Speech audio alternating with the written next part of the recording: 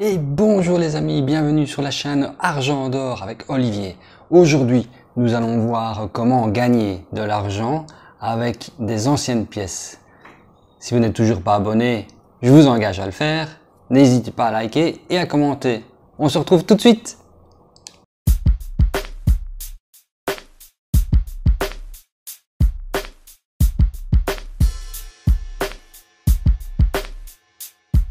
Oui, ça y est, maintenant tu vas nous expliquer que les gens vont revendre des pièces moins chères que leur valeur.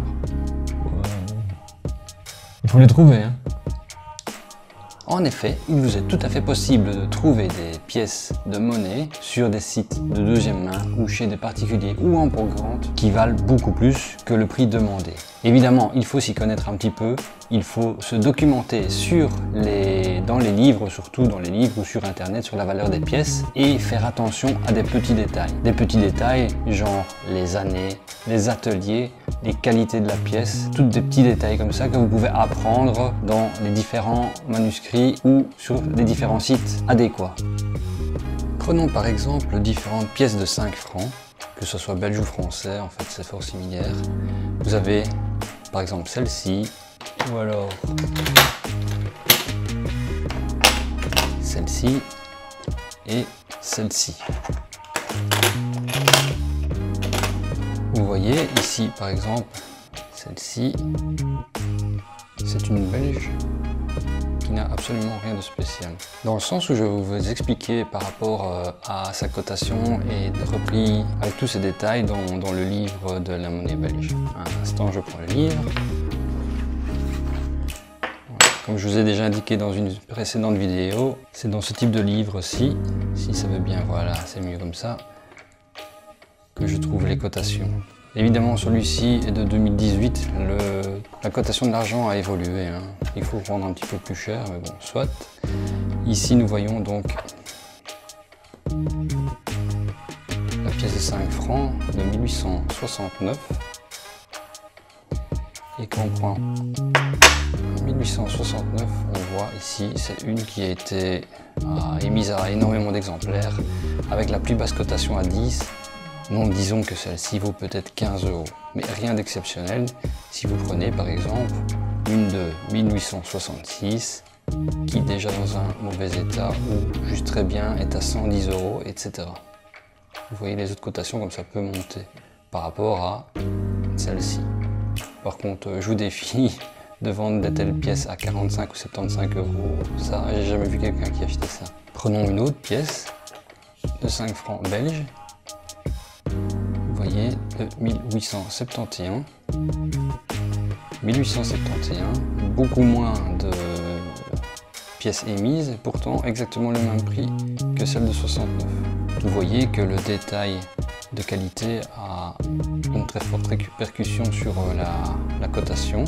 Prenons maintenant la 5 francs française. Vous voyez ici, c'est 5 francs français de 1848. Hercule, en très bon état. Et alors, petit détail, vous voyez ici, attendez, je vais zoomer.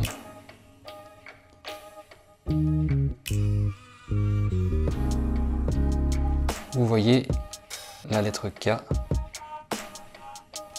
On va y arriver. Il veut pas.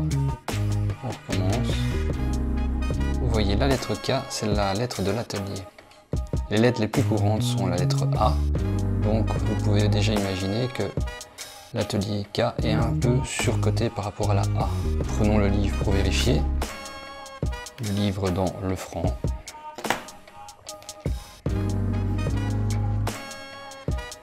Donc vous voyez ici la pièce de 5 francs français de 1848 atelier K.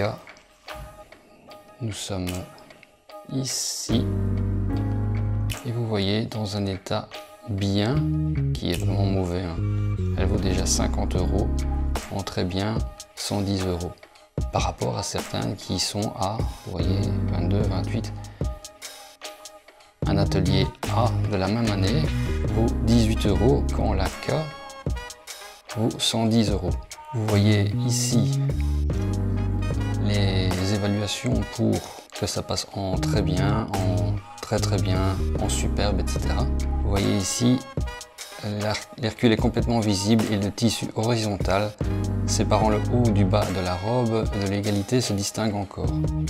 Alors vous voyez ici, c'est bien le cas, donc on est déjà en très bien.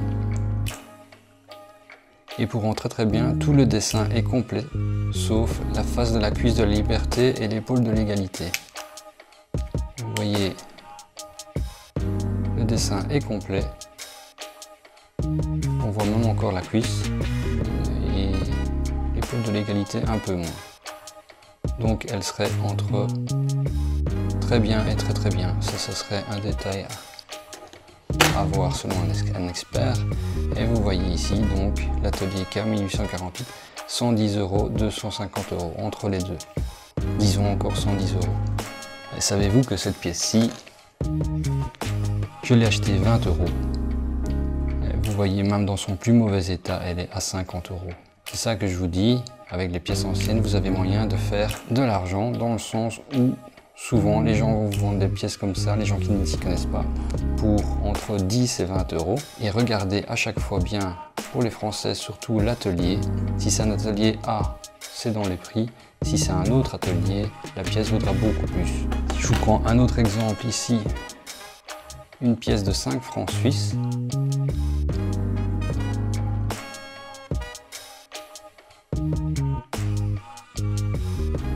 De 1889, un peu griffé, oui, mais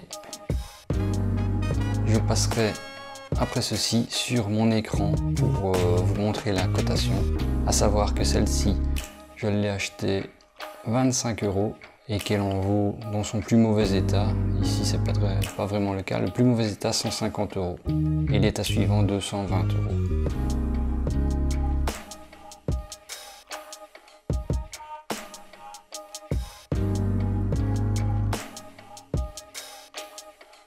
Vous comprenez les amis qu'avec tout ça, il y a moyen de faire des affaires.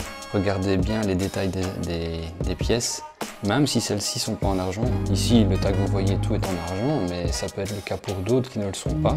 Vous avez moyen de faire des affaires en essayant d'avoir ou en trouvant des pièces qui sont plus cotées que la valeur demandée. Allez voir sur vos sites de deuxième main respectifs, sur vos différents pays. Ici en Belgique, vous avez deuxième main, quoique là, ça devient difficile. Et en France, vous avez Le Bon Coin, par exemple. J'espère que cette vidéo vous a plu. À la prochaine, les amis!